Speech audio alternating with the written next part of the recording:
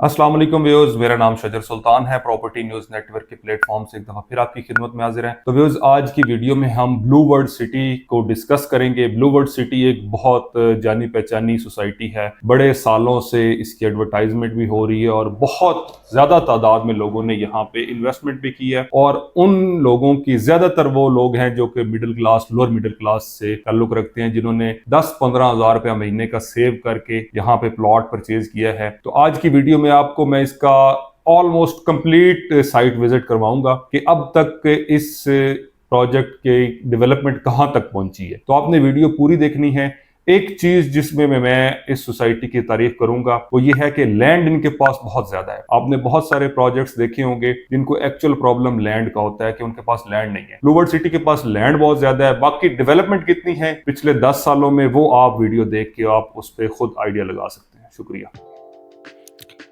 जी तो व्यूअर्स, ये जो सामने आपको एक राउंड सा सर्कल नज़र आ रहा है और इसके सामने एक रोड लेफ्ट और राइट साइड पे जा रही है, ये चक्री रोड है। और जो सामने आपको गेट नज़र आ रहा है, ये ब्लू वर्ल्ड सिटी का मेन गेट है। वैसे ये गेट के सामने वाला जो लैंड है ये भी ब्लू वर्ल्ड सिटी की ही है, जो इन्होंने बाद में एक्वायर की थी। तो लेकिन आज हम इसकी जो ओल्ड साइट है ब्लू वर्ल्ड सिटी की, वैसे तो इन्होंने लैंड बहुत सारी परचेज की है, लेकिन जो पुरानी लैंड है आज हम उसका विजिट करेंगे। तो व्यूअर्स, ये डबल रोड जो है ये गेट से आगे फर्दर ब्लॉक्स की तरफ लीड करती है। जो ये वाली डबल रोड है, ये जो ब्लू वर्ल्ड सिटी ने सबसे पहले डेवलपमेंट स्टार्ट की थी तो ये वाली रोड बनाई थी। तो आप जहाँ तक ये एरिया देख रहे हैं, इसका आपको लैंड ब्राउनिंग नज़र आ रही है। तो ये सारा एरिया ब्लू वर्ल्ड सिटी ने एक्वायर किया हुआ है।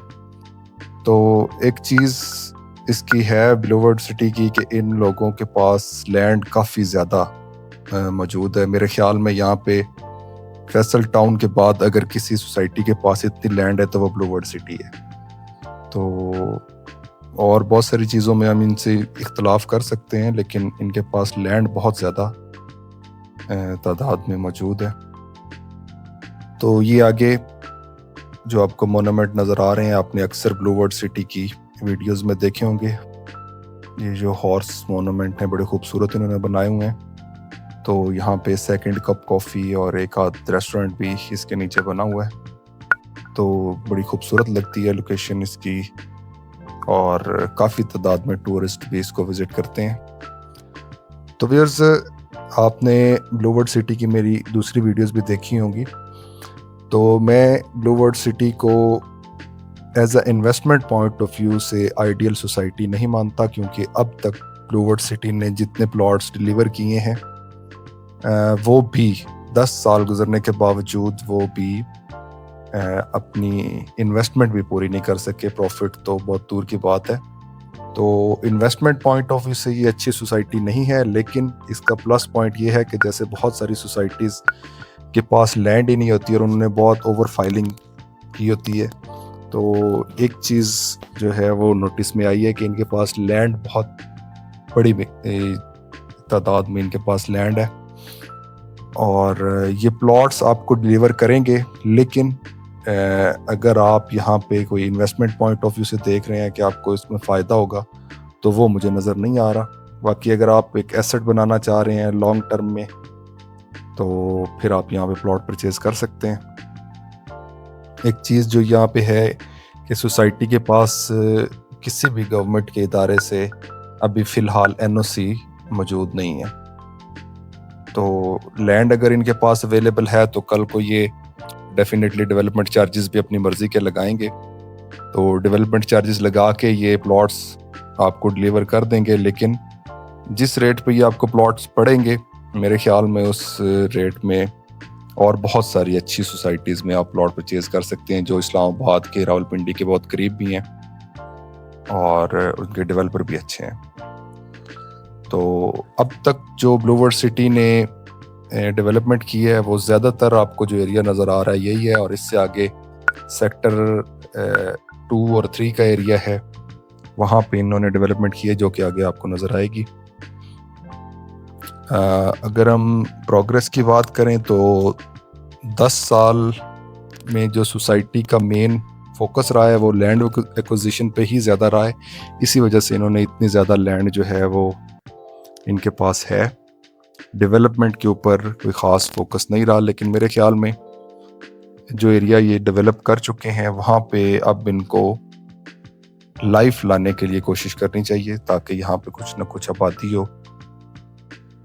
अगर आबादी होगी तो ये सारी चीज़ें जो बना रहे हैं इनका कुछ फ़ायदा होगा। अगर आबादी नहीं होगी तो ये सारे जो मोनूमेंट्स और ये जो थीम पार्क्स वगैरह बन रहे हैं, तो मेरा नहीं ख्याल का इसका कोई फ़ायदा होगा। तो ये जो आगे आपको नज़र आ रहा है ये water theme park blue world city में, ये भी अक्सर आपने वीडियोस में देखा होगा, मार्केटिंग के तौर पे ये इसको यूज़ करते हैं, इसकी फुटेज को। लेकिन व्यूअर्स ये भी कोई सालों से बन रहा है और अभी तक मैंने इसको जब वीडियो बनाने के लिए विज़िट किया है तो अभी तक ये अंडर डेवलपमेंट ही है, अभी तक ये कंप्लीट नहीं हुआ। आगे आपको लेफ़्ट साइड के ऊपर जो एक बिल्डिंग नज़र आ रही है, ये बुर्ज अल अरब का रेप्लिका है ये बिल्डिंग। तो ये भी मैं पिछले कोई 4 सालों से देख रहा हूँ कि बस इसका स्ट्रक्चर ये इसी तरीके से बन रहा है और अभी तक ये इनकम्प्लीट है। तो मे बी ये अगले कुछ 1-1.5 साल में शायद इसको कंप्लीट कर दें। लेकिन अगर ये कंप्लीट हो भी जाती है तो मुझे इसका पर्पस समझ नहीं आ रहा कि ये किस पर्पस के लिए ये बिल्डिंग यूज़ होगी, क्योंकि यहाँ पे अभी फ़िलहाल ना कोई कमर्शियल एक्टिविटीज़ हैं, ना कोई यहाँ पे रेजिडेंट्स हैं और इसकी कुछ मुझे भी समझ नहीं आई कि ये बिल्डिंग्स जो बना रहे हैं ये किस पर्पस के लिए यूज़ होंगी। तो बहरहाल देखते हैं आने वाले टाइम में क्या होता है। तो ये आगे आपको जो एरिया व्यूअर्स नज़र आ रहा है ये इसका सेक्टर 2 और 3 का एरिया है और ये रोड आगे बहुत दूर तक जा रही है। वैसे जहाँ तक पॉसिबल हो सका है, जहाँ तक ड्रोन फ्लाई कर सकता था मैंने उसकी कवरेज की है। तो जो आपको बैकग्राउंड में सारी लैंड ब्राउनिंग नज़र आ रही है, ये सारा ब्लू वर्ल्ड सिटी का ही एरिया है। लेकिन व्यूअर्स एक चीज़ आप नोटिस करें कि ब्लू वर्ल्ड सिटी ने फाइलें भी लाखों की तादाद में सेल की हुई हैं। लैंड इनके पास बेशक है, लेकिन ये फाइलें भी इन्होंने लाखों की तादाद में सेल की हुई हैं और अब तक ब्लू वर्ल्ड सिटी में मेरा नहीं ख्याल कि जितने लोगों ने इन्वेस्टमेंट की है वो उनको कोई बेनिफिट हुआ हो इन्वेस्टमेंट पॉइंट ऑफ व्यू से। अगर आप जस्ट प्लॉट्स के हिसाब से देखना चाह रहे हैं कि ठीक है आप एक एसेट बना रहे हैं तो फिर बिल्कुल ठीक है। अगर आप बहुत दूर की सोच रहे हैं और बहुत लंबी इन्वेस्टमेंट कर रहे हैं तो फिर भी आप इसको कंसीडर कर सकते हैं। तो ये वाली लैंड जो है ना आपको नज़र आ रही है, ये भी सारी ब्लू वर्ल्ड सिटी की लैंड है। लैंड ब्राउनिंग वगैरह इसकी भी हुई है। तो मैंने इसको बहुत दूर तक इसका ट्रैवल किया है, मैंने इसको देखा है सारा। इसका एक चक्री रोड से एक रोड निकलता है, जरार कैंप रोड उसको कहते हैं। जरार कैंप रोड आगे जाके अडयाला रोड को टच करता है। तो जब मैं जरार कैंप रोड से गुजरा हूँ तो इसके जो स्पोर्ट्स वैली ब्लॉक है वहाँ पे इसका गेट है और वो यहाँ से काफ़ी दूर है। तो जिससे ज़ाहिर होता है कि इनके पास लैंड बहुत ज़्यादा है। बाकी डेवलपमेंट जो है वो आपके सामने है। ये तकरीबन 10-11 साल की इनकी प्रोग्रेस है।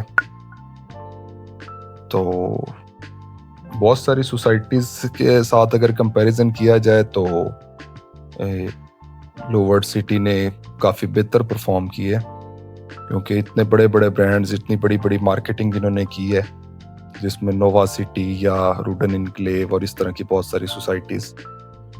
तो उनके पास लैंड ही मौजूद नहीं है। तो एटलीस्ट इनके पास लैंड तो है कि क्योंकि सोसाइटी के पास अगर लैंड होगी तो कल को सोसाइटी उसके ऊपर डेवलपमेंट चार्जेस वगैरह लगा के तो लोगों को प्लॉट्स डिलीवर करने की पोजीशन में होगी।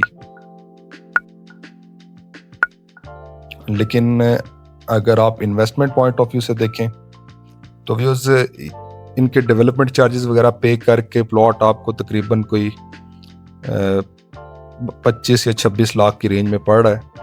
तो मेरे ख्याल में 25-26 लाख की रेंज में अगर आप लोगों ने जाना है तो फिर फैसल टाउन जो है वो बेस्ट है, जिसमें डेवलपमेंट चार्जेस वगैरह सारे क्लियर हैं और उसकी लोकेशन जो है वो बहुत करीब है। इस्लामाबाद एयरपोर्ट के बिल्कुल सामने है, मोटरवे कि बिल्कुल साथ उसकी लोकेशन है और रिंग रोड के ऊपर उसका मेन गेट होगा एंट्रेंस का, थलिया इंटरचेंज के पास। तो जितनी अमाउंट आप ब्लू वर्ल्ड सिटी में इन्वेस्ट कर रहे हैं और जितने टाइम के लिए कर रहे हैं, मेरे ख्याल में ये जस्टिफाई नहीं की जा सकती। बाकी प्रोजेक्ट जो है उसमें डेवलपमेंट आपके सामने है, डेवलपमेंट नज़र आ रही है।